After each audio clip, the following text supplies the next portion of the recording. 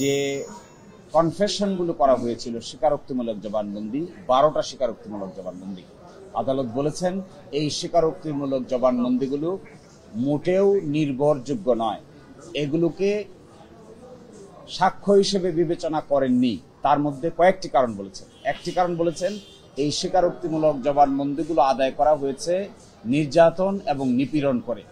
দ্বিতীয় কারণ বলেছেন যে স্বীকারোক্তিমূলক জবানবন্দিগুলো আদায় করার আগে কোনো ম্যাজিস্ট্রেটের আদেশে তাদেরকে পুলিশ কাস্টাডিতে নেওয়া হয়নি, তাদেরকে নেওয়া হয়েছিল টিএফআই সেলে, টাস্ক ফোর্স ইন্টেলিজেন্সে, কোনো আইনি স্যাংশন করা ছাড়াই, কোনো বিচারিক আদেশ ছাড়াই। আরেকটি বলেছেন একদিনে 3টা কনফেশন রেকর্ড করা হয়েছিল। একই ম্যাজিস্ট্রেট একদিনে 3টা কনফেশন রেকর্ড করেছেন, যা প্রতিটা কনফেশন 36 পৃষ্ঠার। আদালত সেটাও বলেছেন যে এটি আইন দ্বারা কখনো স্বীকৃত নয়।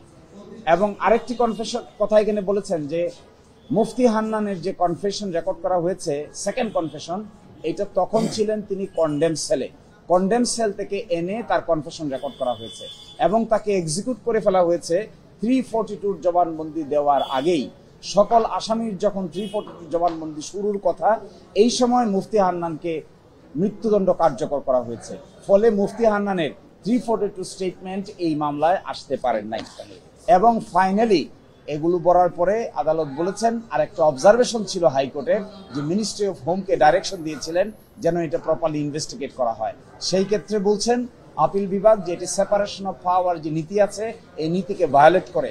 এই জন্য রাষ্ট্র কি করবে, আদালত, কোর্ট কি করবে, সরকার, এটি তাদের দায়িত্ব, কোর্ট সেটা ডিকটেট করবে না। এই জন্য সেখানেও বলেছেন এই অবজারভেশনগুলোকে এক্সপান্স করে দিয়েছেন, আর বলেছেন এই অবজারভেশন বাদ দিয়ে দিয়েছেন। আর একটা কথা বলেছেন, এখনো যদি কেউ জেলে থাকে তাদেরকে যেন ইমিডিয়েটলি রিলিজ করা হয়, আর একটা অ্যাডভান্স অর্ডার ইস্যু করে দিচ্ছেন। অ্যাডভান্স অর্ডারের ভিত্তিতে জেলের ভিতরে কেউ থাকলে তাদেরকে যেন সেট এট ফোর্থ লিবারেটি দেওয়া হয়। এটি ছিল অবজারভেশন। এটি খুব দুর্ভাগ্যজনক যে এখানে একটি ঘটনা ঘটেছে, যারা ভিকটিম ছিলেন তাদেরও যেমন ন্যায় বিচার পাওয়ার অধিকার আছে, ঠিক একইভাবে যারা আসামি হবেন তাদেরকেও আপনি যেভাবে ইচ্ছা এভাবে সাজা দিতে পারবেন না। ফলে আজকে যে বিচার হয়েছে, এই বিচারটা হয়েছে হলো আসামিরা এই ঘটনা ঘটিয়েছেন কিনা। আজকে সিদ্ধান্ত হলো যে আসামিরা এই ঘটনার সঙ্গে জড়িত নন, তাদেরকে বেকসুর খালাস দেওয়া হয়েছে।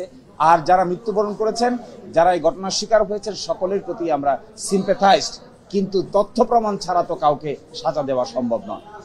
নতুন করে তদন্ত করার যে আদেশটা দিয়েছিলেন, এটা আজকে আপিল বিভাগ বললেন এটা এক্সপান্স করে দিয়েছেন। এক্সপান্স করেছেন এই জন্য যে এটা আদালতের কাজ না। এটা যদি আদালত বলে দেয় তাহলে সেপারেশন অফ পাওয়ার, রাষ্ট্রের অঙ্গগুলোর মধ্যে যে পৃথকীকরণ নীতি, এই নীতির ভায়োলেশন হবে। এই কথা বলে সেই অংশটুকুকে এক্সপান্স করে দিয়েছেন।